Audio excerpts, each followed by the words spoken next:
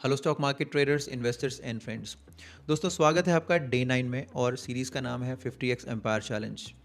इस चैलेंज को जब मैंने ऑप्ट किया था तो एक सवाल था मेरे मन में कि क्यों बार बार सेबी का डेटा आ रहा है कि 90% ट्रेडर्स लॉस में है। मैं आपको एक इमेज दिखाऊंगा। आपको ये डिसाइड करना है कि आप कौन सी तरफ बैठे हो, क्या पर्सन ए हो या बी। आपको कमेंट में लिखना है पर्सन ए या बी, और आप उस इमेज को ध्यान से देखिएगा और लगभग 15 से 20 सेकंड सोचकर आंसर देना, क्योंकि उस पर कमेंट करना आसान नहीं है। आप ये डिसाइड नहीं कर पाओगे आसानी से कि आप पर्सन ए हो या पर्सन बी हो, और वहीं पर 50x एम्पायर चैलेंज हो जाता है इंपॉर्टेंट। आइए फटाफट से उस इमेज को देखते हैं। पर्सन ए को, जितने भी आपने यूट्यूब चैनल्स देखे होंगे या आप न्यूज़ चैनल्स देखते हो या रिसर्च देखते हो, उसमें बार बार आपको कहा जाता है कि आप पर्सन ए बनिए। 20 ईयर्स, 25 ईयर्स, 30 ईयर्स, कुछ लोगों ने तो 40 ईयर्स तक की कंपाउंडिंग की एक्सेल शीट्स आप लोगों को दिखाई हैं। वहीं पर सेबी कहता है कि बहुत सारे लोग पर्सन बी हैं, जो कि 95% लोग यहाँ पर पर्सन बी बनकर लॉस कर रहे हैं, क्योंकि वो मार्केट को टाइम करते हैं और 5 मिनट में, 1 घंटे में वो प्रेडिक्ट करते हैं। तो ये दोनों चीज़ों में आपको मार्केट में बहुत सारी वीडियोस मिल जाएंगी, बहुत सारे लोग इस बारे में बात कर रहे हैं। पर क्या कोई तीसरा तरीका है? क्या ऐसा कोई तरीका है जहाँ पर आप एक वेल्थ भी क्रिएट करो और आपको कोई हेडेक भी ना हो और ना आपका टाइम वैल्यू लगे? मतलब 20-25 साल जो आपको इंतज़ार करना है, उसमें आपको कभी ये ज़रूरत ही ना पड़े अपने पोर्टफोलियो को देखने की, क्योंकि आप चाहो तो ऐसी कई सारी बास्केट्स क्रिएट कर सकते हो। मैं अभी यहाँ पर सिर्फ एक बास्केट क्रिएट कर रहा हूँ। अगर आपने पार्ट 1 और part 2 introduction of this series अगर मिस करा है तो मैं उसका एक लिंक यहाँ पर दे दूँ। एंड ऑफ द वीडियो आप उस पार्ट 1 और पार्ट 2 को ध्यान से समझें। यहाँ पर जितने भी लोग जुड़े हुए हैं वो सिर्फ स्टॉक एनालिसिस या स्टॉक मार्केट में एक इन्वेस्टमेंट जो रेगुलर ट्रेडिशनल इन्वेस्टमेंट होती है, सिर्फ वो देखने के लिए नहीं आ रहे। यहाँ पर हम एक साइकोलॉजी पे बात कर रहे हैं। ट्रेडिंग साइकोलॉजी को ह्यूमन बिहेवियरल साइकोलॉजी से कनेक्ट करने की कोशिश कर रहे हैं, और इसको जितना आसान बना सकते हैं उतना आसान बनाने की कोशिश कर रहे हैं। स्टॉक पर जाने से पहले आज आप इस चीज़ का कमेंट करें कि आप पर्सन ए हैं या बी। हाँ, मुश्किल है, पर एक तो चूज़ करना पड़ेगा ना। उसके बारे में मैं थोड़ा सा बता दूं कि पर्सन ए जो है वो 20 ईयर्स तक अपनी कैपिटल इन्वेस्ट कर कर होल्ड करता है मिनिमम, तब जाकर उसको वेल्थ क्रिएशन होती है। और ये बात सबको पता है कि जितने लोगों ने इन्फोसिस, HDFC, SBI, टाइटन जैसे स्टॉक्स के अंदर इन्वेस्टमेंट करी है, उनकी इन्वेस्टमेंट कितने गुना हुई है ये मुझे बताने की ज़रूरत नहीं है। वहीं पर जितने लोगों ने पर्सन बी बनकर हर 1 घंटे, हर 5 मिनट में ट्रेडिंग करी है, उनका एंड ऑफ द क्वार्टर या 6 मंथ्स में अगर आप P&L देखोगे तो वो कैसा दिखता है ये भी मुझे बताने की ज़रूरत नहीं है। तो अगर आप इन दोनों में कहीं कुछ बनने की कोशिश कर रहे हो तो प्लीज़ पर्सन ए और पर्सन बी लिखिए कमेंट में। आइए चलते हैं एक ऐसे इंसान के पास जिसका नाम है पर्सन सी, और वहीं पर इस चैलेंज की शुरुआत होती है। आप यहाँ पर आप पर्सन सी के बारे में देखें तो पर्सन सी जो प्रॉफिट ग्रो कर रहा है उसके ऊपर उसको कोई चिंता ही नहीं है। क्यों? क्योंकि उसने इस पूरे चार्ट में जहाँ पर ये स्टॉक प्रॉफिटेबल हुआ है, उसने बीच में ही कहीं अपना कैपिटल 100% विड्रॉ कर लिया, और छोड़ा क्या मार्केट में? छोड़ा सिर्फ अपना प्रॉफिट। ये जो सीरीज़ है 50x एम्पायर चैलेंज, ये उसी का पार्ट है। मैंने कोशिश करी है कि आपको इस इमेज के ज़रिए इस सीरीज़ की इम्पोर्टेंस और इस सीरीज़ का प्रोसेस समझा सकूं। तो जो पर्सन सी है ना, वो आप ये देखेंगे कि मैक्सिमम कंपाउंड कर पाता है। क्यों? उसको डर नहीं है कि मेरी इन्वेस्टमेंट, मैंने अपने प्रॉफिट भी छोड़ा हुआ है, अपनी इन्वेस्टमेंट भी, अपनी कैपिटल भी, सब चीज़ें मेरी एक ही जगह पे रखी हुई हैं। वो अपनी कैपिटल लेके जा चुका है। अब जो भी मार्केट उसको रिवॉर्ड करेगी वो उसके टाइम की का रिवॉर्ड होगा, उसकी कैपिटल का नहीं। कैपिटल तो पहले ही आउट हो चुका है। Risk free mindset. अब आपको पता होगा कि ये जो ह्यूमन साइकोलॉजी है ना, इसके अंदर पेशेंस का जो एक एलिमेंट है ना, वो सबसे कम है। हम किसी भी चीज़ में पेशेंस नहीं रखते। ये ट्रेडिंग की बात नहीं है। आप अपनी डे टू डे लाइफ में भी देखेंगे तो आप पेशेंस नहीं रख पाते हैं बहुत सारी चीज़ों में। अब इसमें फ़ियर और ग्रीड की बात करें तो इसमें कोई फ़ियर और ना ही कोई ग्रीड होगा। आप खुद सोचिए कि आपने एक ऐसी जगह इन्वेस्टमेंट किया है जहाँ पर आपका सारा पैसा आपके पास है। अब आपकी सिर्फ एक इम्पल्सिव नेचर डिपेंड करेगा कि आप कितनी जल्दी उस प्रॉफिट को 100% आउट करेंगे। प्रॉफिट तो आप छोड़ ही सकते हो ना मार्केट में। अब जितने भी लोग 20-25% लेकर मार्केट से आउट हो जाते हैं, वो बाद में क्या सोचते हैं, यार ये स्टॉक तो डबल हो गया, ट्रिपल हो गया, अरे मैंने तो 5 साल पहले स्टॉक को छोड़ा था। कई बार उल्टा भी होता है कि लोग 10-10 साल इन्वेस्टमेंट करते हैं और वापस 10 साल बाद स्टॉक वहीं मिल जाता है जहाँ पर उन्होंने 10 साल पहले स्टार्ट किया था। और ऐसे स्टॉक्स हम भी डिस्कस कर रहे हैं। आप अगर पुराने 8 दिन के स्टॉक्स देखोगे तो ज़्यादातर स्टॉक्स में 5-5 साल बाद स्टॉक वहीं आ चुका है। तो आप सोचिए कि आपको कितना डर लगेगा जब आपकी 100% इन्वेस्टमेंट उस स्टॉक के अंदर हमेशा अवेलेबल रहेगी। तो सही तरीका लॉन्ग टर्म वेल्थ बनाने का अगर कुछ समझ में आता है मुझे, तो आता है पर्सन सी बनना। इसके बारे में मुझे लगता है कि ना ही कोई बात करता है और ना ही इसके बारे में लोग इतना जानते हैं। क्यों? क्योंकि ये एक ऐसा तरीका है जो एक डिफरेंट साइकोलॉजी को डेवलप करता है, जो आपकी नेचर से भी रिलेट हो सकती है। इसमें आपको ज़्यादा प्रॉब्लम नहीं आएगी। तो दोस्तों, आज है डे 9। जैसा कि आप जानते हैं, हम हर दिन एक स्टॉक पर बात करते हैं और वो स्टॉक हमारे उस पूरी सीरीज़ का एक बहुत इंपॉर्टेंट पार्ट बन जाता है। हम हर दिन इन्हीं रूल्स के आधार पर स्टॉक्स को पिक करते हैं। दोस्तों, जो भी लोग इस चैलेंज में, इस सीरीज़ के अंदर हमारे साथ चल रहे हैं, उन्हें इन रूल्स के बारे में पता है और हम इन रूल्स के बेसिस पे ही स्टॉक को पिक करते हैं।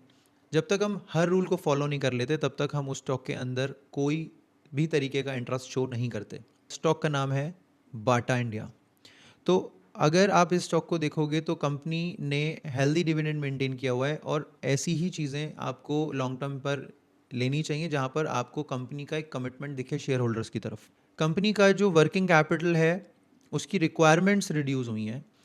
अब एक 2.68% की पुअर सेल्स ग्रोथ हुई है, क्योंकि आप जानते हैं कंपटीशन बढ़ रहा है इस मार्केट में। तो जो मार्केट कैपिटलाइजेशन है कंपनी का, धीरे धीरे बढ़ेगा। पर क्योंकि कंपटीशन के चलते अगर इसकी सेल्स ग्रोथ हुई है तो हमने परसेंटेज पे फोकस करना है, दैट इज़ 2.68%। तो कंसिडरेबली अगर इसको इसको मिटिगेट करना या इसको अचीव करना बहुत ईजी है।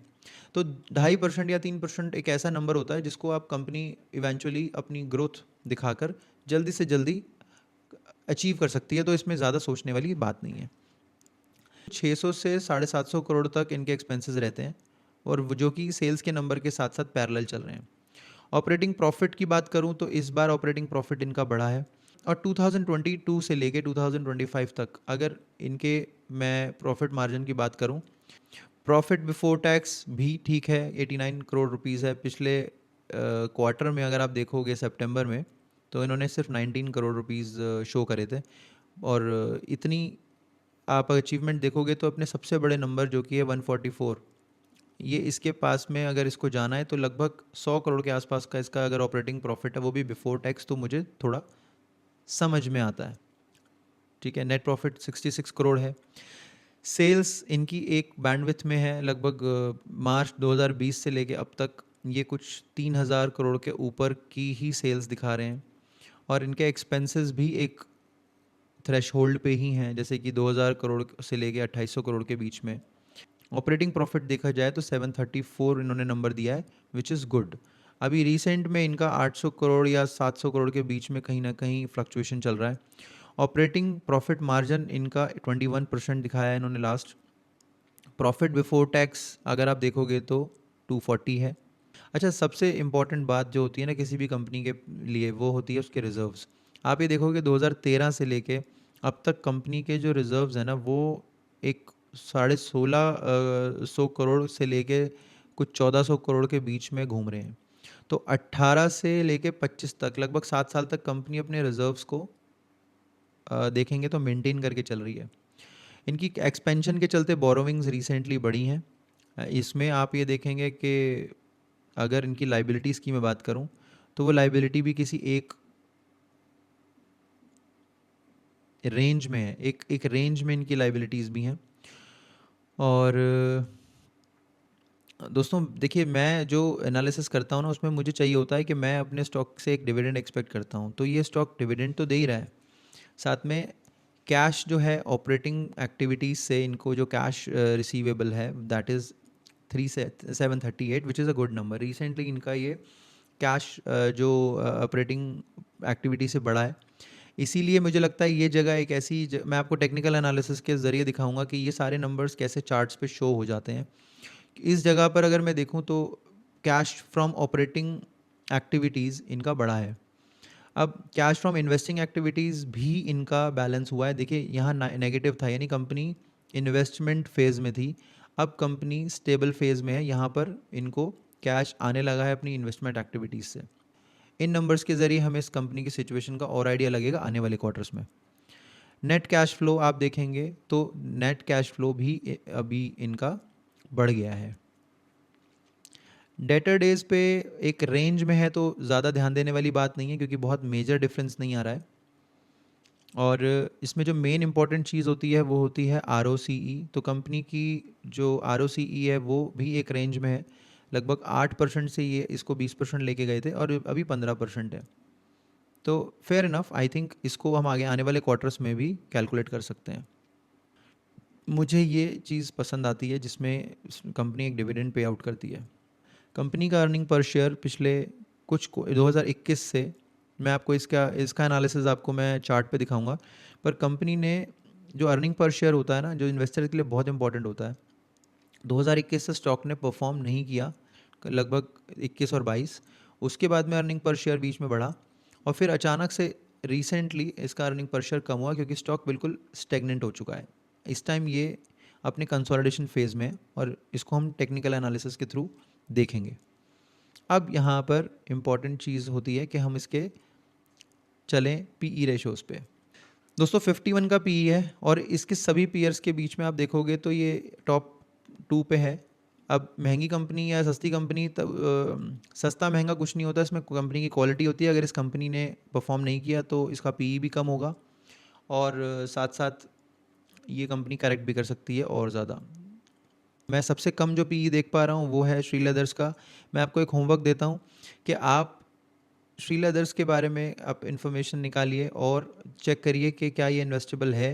और आप चेक करने के बाद में कमेंट बॉक्स में डालिए कि आपने इसके बारे में क्या समझा, क्योंकि इसका पीई कम है तो क्या आपको लगता है कि कंपनी इन्वेस्टेबल है? ज़रूरी नहीं है कि पीई कम हो तो कंपनी अच्छी होगी, और ज़रूरी नहीं है कंपनी बेकार है अगर उसका पीई ज़्यादा है।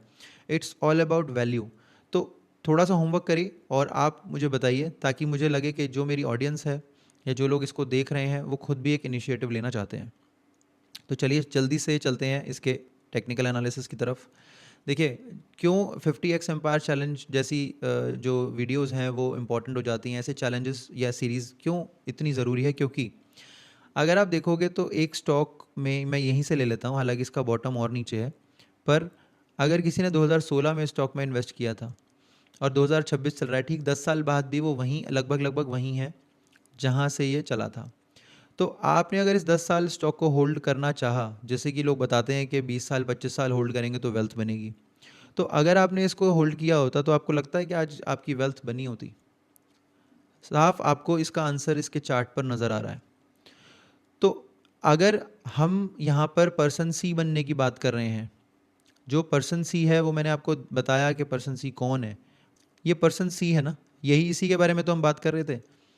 अब पर्सन सी क्या करेगा? अगर इस जगह पर एक ऐसा इंसान होगा जो इस 50x एम्पायर चैलेंज को लेने के लिए एक स्ट्रैटेजी को फॉलो करेगा, तो वो यहाँ पर क्या करेगा? वो यहाँ पर ये करेगा कि जब स्टॉक एक लेवल पे आया हुआ है, उसके बाद में अपना बेस्ट कम टाइम के अंदर जो उसको प्रॉफिट मिल रहा होगा, यानी ऐसा भी ना हो कि आप 2% लेके बाहर हो गए, अपना प्रॉफिट सोच रहे हैं कि 2% छोड़ देता हूँ। आप एक ऐसे कंसिडरेबल जगह पर, मान लीजिए मैं एग्जांपल लेता हूँ कि आपने यहाँ पे इन्वेस्टमेंट किया था और आप यहाँ पर स्टॉक से अपनी कैपिटल लेके आउट हो चुके हो। चलो इसको भी नहीं समझते हैं, हम सोचते हैं कि आप इतना देर वेट भी नहीं किया आपने और यहीं पर आप निकल गए इस जगह पर।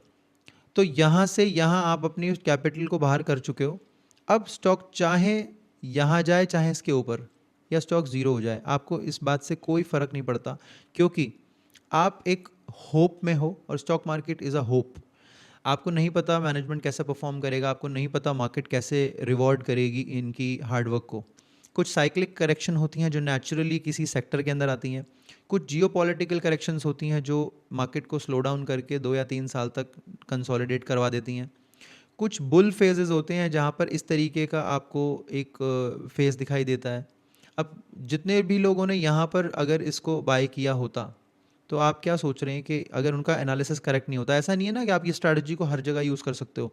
हम यहाँ पर क्या सीख रहे हैं? हम सीख रहे हैं जोन मार्क करना भी इंपॉर्टेंट है, क्योंकि आप प्रॉफिट तो, अगर किसी को यहाँ बैठ जाए और सोचे कि नहीं मुझे 5% या 10% लेके निकलना है, तो क्या वो कभी ले पाता?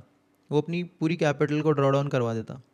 तो सिर्फ इन्वेस्टमेंट करना इंपॉर्टेंट नहीं है, राइट टाइम पर राइट स्टॉक में और एक सही जगह पर इन्वेस्ट करना ज़रूरी है, तभी जाकर आपकी वेल्थ क्रिएशन होगी। तो चलिए, मैंने यहाँ पर एक जोन आपको दिया है। मुझे ऐसा लगता है ये अपने कंसोलिडेशन फेज़ के अंदर है, और यहाँ पर क्योंकि इसने एक रिवर्सल सिग्नल दिया है, पर हम अगर इसके रिस्क एंड रिवॉर्ड को कैलकुलेट कर लें अब फटाफट से, तो आप देख सकते हैं कि मैं इसको एक इसका स्टॉप लॉस तो मैं नहीं बोलूँगा, बट हाँ, इस एरिया के बाद में मुझे थोड़ी दिक्कत हो जानी चाहिए कि ये स्टॉक यहाँ क्यों आया, क्योंकि मेरे हिसाब से तो इस जगह पर नहीं आना चाहिए। तो मैं क्या करूँगा, मैं एवरेज नहीं करूँगा। क्यों? क्योंकि एवरेज करने के लिए मैंने स्टॉक नहीं लिया है, मैंने स्टॉक लिया है अपने रिवॉर्ड के लिए। ठीक है, इस जगह तो आप, अगर मैं आपसे पूछूंगा तो क्या करना चाहिए, तो 90% लोग कहेंगे सर एवरेज कर लेना चाहिए। नहीं, एवरेज नहीं करना है। क्यों? क्योंकि जब इन्वेस्टिंग जर्नी में जब आप स्टॉप लॉस एरिया में एवरेजिंग करते हो तो आप बहुत ज़्यादा डरे हुए होते हो कि स्टॉक और नीचे ना आ जाए। अगर आपका एनालिसिस ठीक है तो एक लेवल पर आकर आपको अपना एवरेज नहीं करना है। एवरेजिंग अगर आपको चाहिए कि कैसे करते हैं, या इसके ऊपर एक वीडियो आप चाहते हो, तो डेफिनेटली मैं उसको क्रिएट कर दूंगा। तो मेरा जो इसमें रिस्क एंड रिवॉर्ड रेशो रहेगा, मैं कोशिश करूँगा कि यहाँ पर कुछ 97% तक मैं इसको बहुत लंबे वक्त के लिए छोड़ दूँ, जब तक भी मैं इसको छोड़ सकता हूँ। तो दोस्तों, इतना इंतज़ार अगर आपसे हो पाता है तो डेफिनेटली आप वेल्थ क्रिएशन जर्नी अपनी तय कर सकते हैं। आइए जल्दी से हमारे रूल्स पे हम जाते हैं। क्या ये निफ्टी 500 का पार्ट है? यस। 52 वीक लो है, एब्सोल्युटली। वॉलेटिलिटी इसमें है, कैपिटल साइज कंट्रोल हमने किया हुआ है। पी आर जेड जोन जो हमारा पोटेंशियल रिवर्सल जोन है, हम उसी के पास इसको हम हम इसके पोटेंशियल रिवर्सल जोन के आसपास ही इसको समझ रहे हैं।